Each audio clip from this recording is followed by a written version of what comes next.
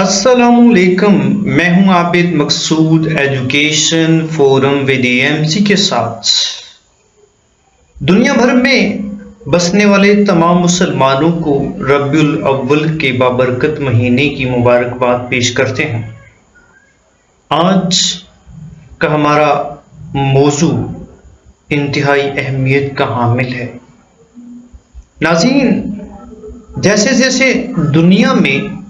Science و technology میں ترقی ہوتی جا رہی ہے،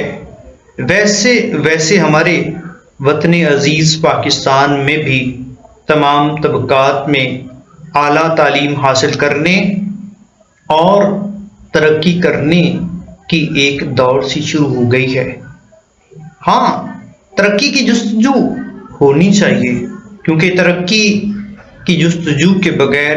یا سائنس و ٹیکنالوجی میں ترقی کے بغیر ہمارا ملک ترقی نہیں کر سکتا اور ترقی یافتہ ممالک کی صف میں شامل نہیں ہو سکتا۔ لیکن اس سب کے دوران، اس دوڑ کے دوران ہم مسلسل ایک اہم پہلو کو نظر انداز کیے جا رہے ہیں جو کہ انتہائی اہمیت کا حامل ہے۔ ناظرین، وہ ہمارے بچوں کی مذہبی تعلیم ہے۔ جی ہاں، ہماری مذہبی تعلیم ایک مسلمان ہونے کے ناطے اور ایک مسلمان کے لیے سب سے اہم چیز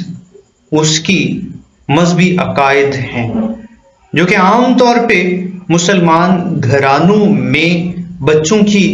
تعلیم کا آغاز ان مذہبی عقائد،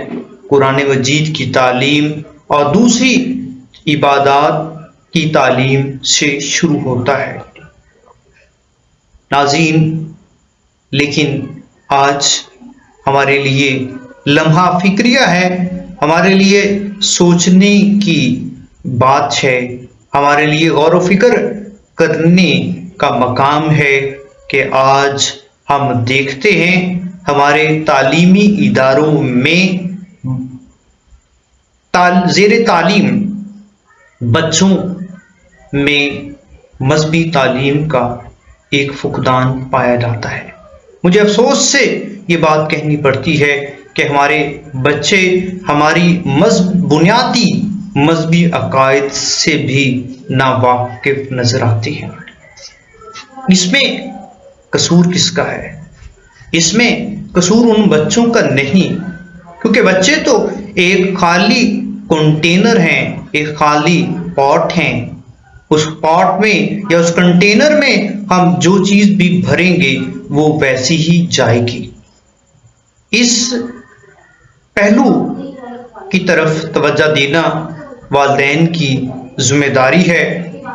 کیونکہ والدین کو چاہیے کہ وہ اپنے بچوں کی مذہبی تعلیم کی طرف توجہ دیں۔ ہم دیکھتے ہیں کہ ہمارے بچے بنیادی عقائد سے ناواقف نظر آتے ہیں۔ عبادات میں دیکھیں تو انہیں نماز یا چھوٹی چھوٹی دعائیں اور ناظرہ قرآن مجید بھی پڑھنے نہیں آتا۔ ناظرین، یہ لمحہ فکریہ ہے، ہم سب کے لیے، آپ کے لیے، میرے لیے۔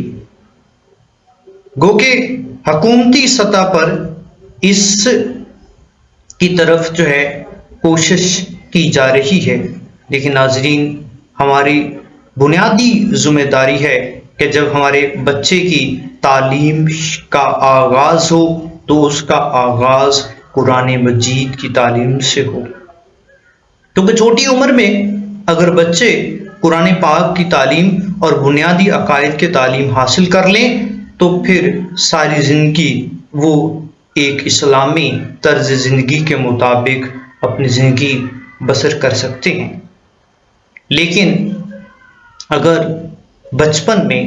یا اوائل عمر میں وہ اس چیز کو حاصل نہ کر پائیں تو پھر ان کو اس تعلیم کا دینا جو ہے بہم پہنچانا مشکل ہو جاتا ہے، کیونکہ جیسے جیسے بچے کی عمر بڑھتی جاتی ہے اس میں نئی چیزوں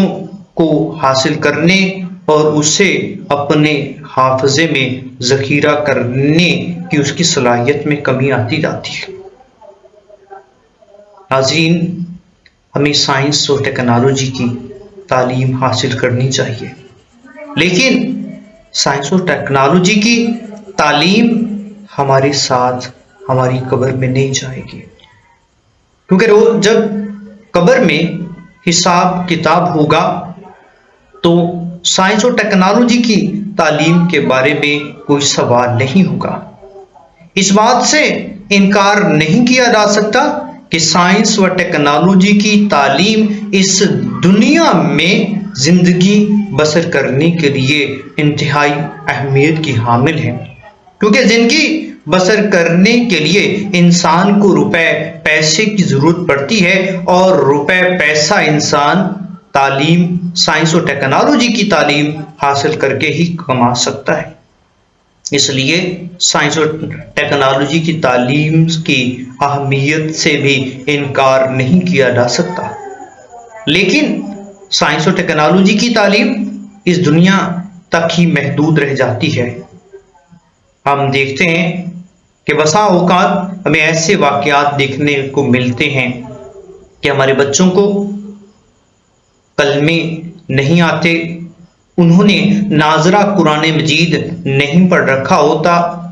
ان کو بنیادی عقائد یا چھوٹی چھوٹی دعائیں نہیں آتی، انہیں نماز جنازہ نہیں آتا۔ حتیٰ کہ ہمارے منسٹر، ہمارے وزیر بھی ہیں کہ جب اجلاسوں میں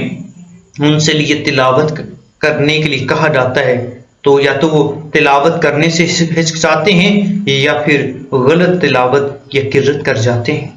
جو کہ ایک لمحہ فکریہ ہے۔ اسی طرح سے اداروں میں بچوں سے جب اس چیز کے بارے میں پوچھا جائے تو وہ یہاں پر جواب دینے سے کتراتے ہیں۔ ناظرین، میں یہاں پہ آپ کے سامنے ایک مثال رکھنا چاہوں گا اپنے ایک جاننے والے کی۔ یہ مثال اس وجہ سے رکھنا چاہتا ہوں کہ لوگ کہتے ہیں کہ جی اب تو ہم بڑے ہو گئے، کیونکہ تعلیم کی کوئی عمر نہیں ہوتی، اس کی کوئی حد نہیں ہوتی، کیونکہ رسول پاک صلی اللہ علیہ وآلہ وسلم نے فرمایا کہ پنگھوڑے سے لے کر قبر تک علم حاصل کرو۔ لہذا دینی تعلیم کی بھی کوئی عمر نہیں ہے۔ ناظرین، میں آپ کے سامنے اپنے ایک جاننے والے کا ایک واقعہ پیش کرتا ہوں۔ میرے ایک جاننے والے ہیں، تقریباً 24 سال کی عمر میں جب وہ ایم ایس سی کی ڈگری حاصل کر چکے تھے تو انہوں نے اللہ تعالیٰ نے ہدایت دی اور انہوں نے قرآن مجید کو حفظ کرنے کا خیال ان کے ذہن میں آیا۔ آپ ذرا تصور کیجئے کہ 24 سال کی عمر میں قرآن مجید کیسے حفظ ہو سکتا ہے، لیکن انہوں نے کوشش کی اور ان کی یہ کوشش میں اللہ تعالیٰ نے برکت ڈالی اور انہوں نے 24 سال کی عمر میں جب قرآن مجید حفظ کرنا شروع کیا تو 2 سال کے عرصے میں انہوں نے قرآن مجید کو حفظ کر لیا۔ تو اس واقعے سے یہ واقعہ ہمارے لیے سب کے لیے ایک سبق آموز واقعہ ہے کہ مذہبی تعلیم کی کوئی عمر نہیں ہوتی، جب ہم چاہیں اس کو حاصل کر سکتے ہیں۔ تو میرا اس ویلاگ کے ذریعے ان والدین کو اور ان لوگوں کو پیغام ہے کہ جو اپنی اوائل عمر میں کسی وجہ سے مذہبی تعلیم حاصل نہیں کر پائے، قرآن مجید کو ناظرہ نہیں پڑھ پائے یا سیکھ سکے یا دوسری عبادات کو وہ نہیں سیکھ سکے، تو لہٰذا وہ اس عمر میں بھی کوشش کریں۔ انشاءاللہ کوشش کریں گے تو وہ اس میں کامیاب ہو جائیں گے، کیونکہ مذہبی عقائد کی آگاہی ہر ایک مسلمان کی ذمہ داری ہے، ایک مذہبی فریضہ ہے، ہم پہ لازم ہے۔ لہٰذا ہمیں اپنے بچوں کی طرف بھی توجہ دینی چاہیے کہ انہیں کوشش کرنی چاہیے کہ اوائل عمر میں ہی مذہبی تعلیم، قرآن مجید کم از کم ناظرہ ان کو پڑھایا جائے اگر تفسیر سے پڑھا سکیں تو پھر تو بہت ہی اچھی، بہت ہی خوب بات ہے، لیکن کم از کم ناظرہ قرآن مجید تو آنا چاہیے۔ تو میں امید کرتا ہوں کہ ہم سب اس اہم موضوع کی طرف، اس اہم پہلو کی طرف جو ہے توجہ دیں گے، اور اللہ تبارک تعالیٰ سے دعا بھی ہے کہ اللہ تعالیٰ ہم سب کو اپنے بچوں کی لازمی مذہبی تعلیم اور عقائد دلوانے کی توفیق عطا کرے۔ آخر میں اگر آپ کو میرا آج کا ولاگ اچھا لگا ہے تو آپ میرے چینل کو سبسکرائب بھی کریں، بیل آئیکن کو پریس بھی کریں اور لائک بھی کریں، اور اپنے دوستوں اور چاہنے والوں سے شیئر بھی کریں، تاکہ جو ہے مستقبل میں میرے جو ویڈیوز ہیں آنے والی وہ آپ تک بر وقت پہنچ سکے۔ آخر میں اللہ تعالیٰ سے دعا ہے